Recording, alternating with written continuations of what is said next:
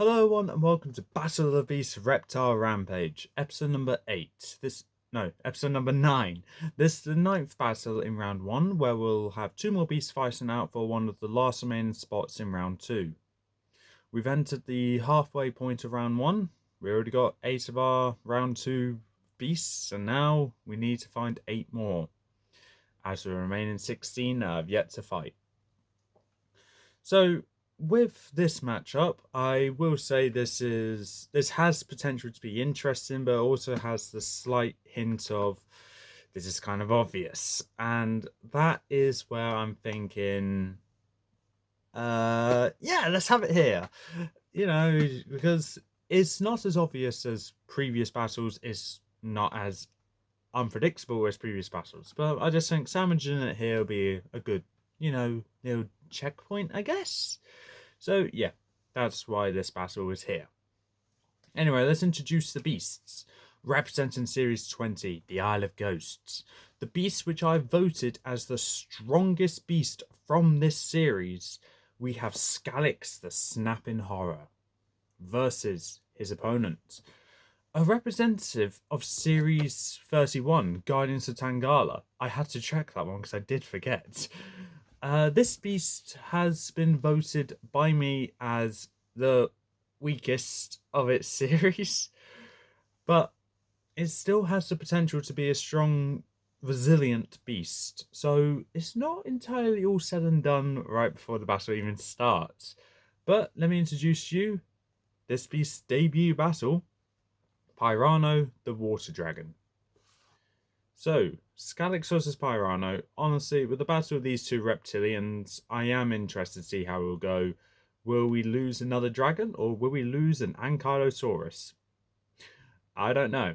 But let's get to the stats so I have a bit more of an understanding of how these beasts should work. Skalix the Snapping Horror. Skalix's broad, muscular body is armoured with black scales, and his teeth are as sharp as daggers.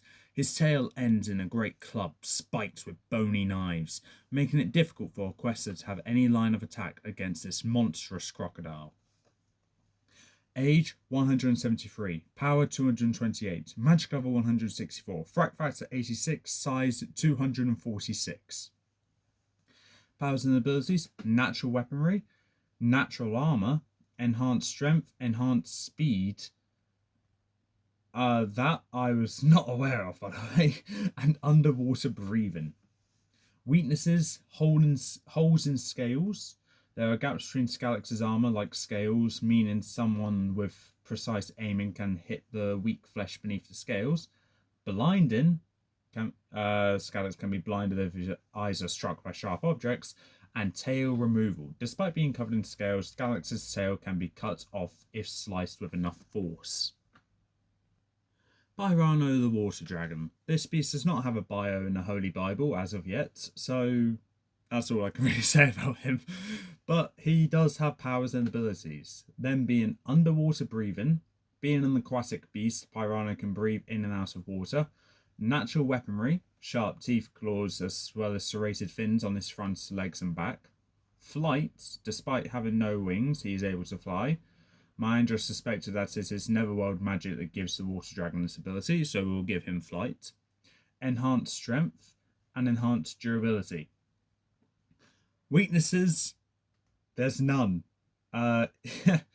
Yeah. So, the Beast Quest wiki has failed me for the weaknesses for this beast. Apparently, there is no weaknesses for Pirano.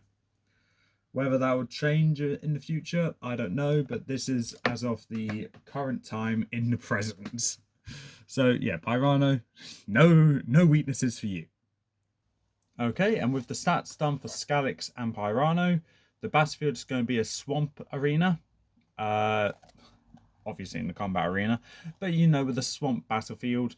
And with that, let's get into this.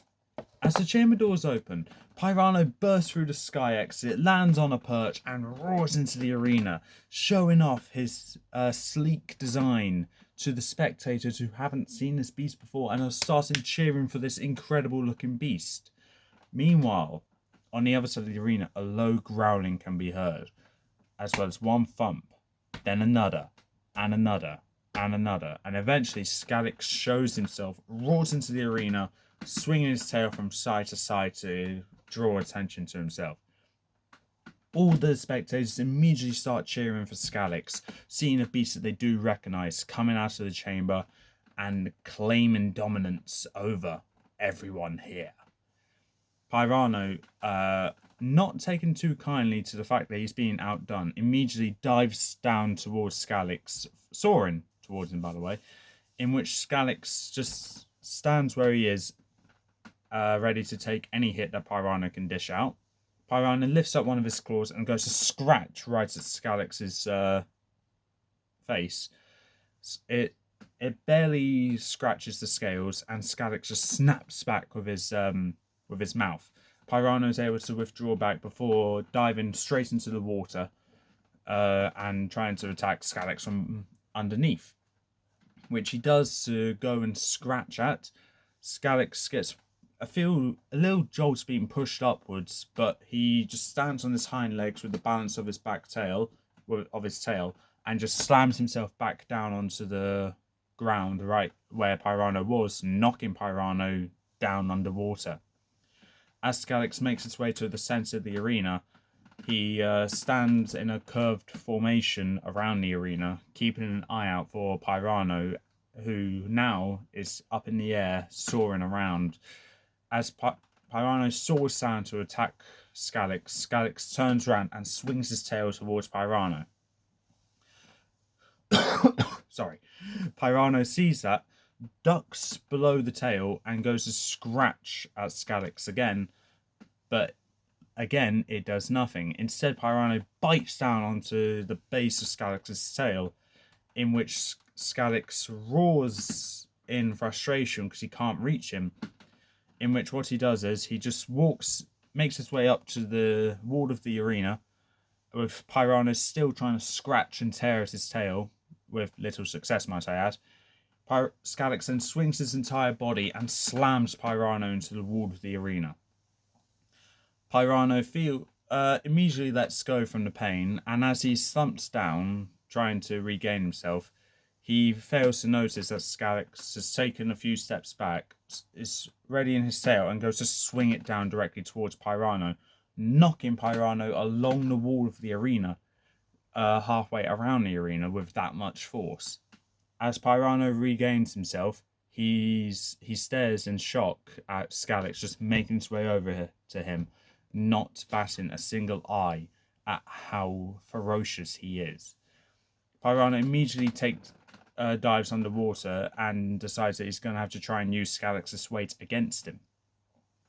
As Skalix walks over where Pirano is, Pirano wraps his tail around Skalix's front leg and uses all his might, pulls Skalix's leg from beneath him to make him fall over. As it works, Pirano fails to realise that Skalix's entire weight fell into the water and crushes Pirano against the base of the water, not the surface, but the ground in the water. As Skalix gets back up, he keeps one foot firmly on Pirano's tail, in which he turns around and bites down onto on Pirano's back, hoisting him up out of the surface of the water and swinging him around like a dog with a chew toy, before chucking him to one side of the arena, smashing him against another wall. As Skalix makes his way over to Pirano, who's trying to regain himself, Pirano only just comes to be greeted by Skalix's tail, smashing him right against the wall of the arena. But instead of going around the walls of the arena this time, instead he got slammed down into the floor of the arena. Skalix lifts up his tail again to smash down onto Pirano, and again and again and again. The spectators are seeing that and feeling kind of bad for this new beast who, in his debut battle, being smashed into the ground by Skalix.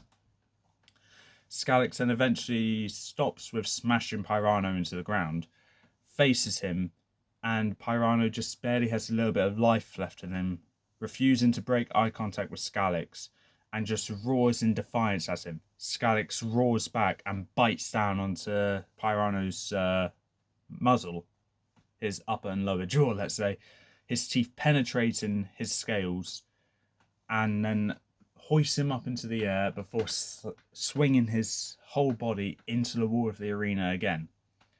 This time, Pirano does stay down, but just to ensure that Skalix has his victory, he lifts up his tail again and smashes Pirano right down into the wall of the arena and the floor.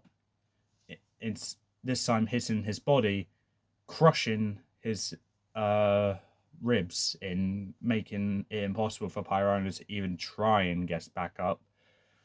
As Pirano screeches in pain, Skalix lifts up one of his feet and slams it right on Pirano's head, crushing his skull, thus silencing his screeches forever.